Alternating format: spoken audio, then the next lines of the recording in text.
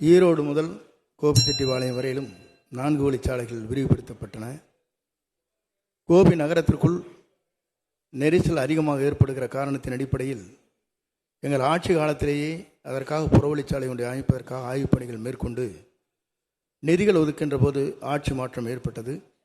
இதைத் தொடர்ந்து அமைச்சரிடத்திலே 4 முறை கேட்கின்ற போது நான் அந்த பகுதிக்கு வந்திருக்கிறேன், ஆகவே இதை உடனடியாக செய்வதற்கு நடவடிக்கை மேற்கொள்ளப்படும் என்று போன நிதியாண்டிலே சொன்னார்கள். ஆனால் அந்த பணிகள் இன்னும் நிறைவேற்றப்படவில்லை. ஆகவே அந்த பணிகளை நிறைவேற்றுவதற்கு அரசு முன்வருமா என்பதை உங்கள் மூலமாக அறிய விரும்புகிறேன். மாண்புமிகு அமைச்சர். மாண்புமிகு பேரவைத் தலைவரே, மாண்புமிகு நம்முடைய உறுப்பினர் நண்பர் செங்கோட்டையன் சொல்வது உண்மைதான். ஏற்கனவே இப்பொழுது அது 4 வழிச்சாலை என்ற அடிப்படையில் தான் பணிகள்லாம் ஏற்கனவே நடைபெற்று கொண்டிருக்கிறது.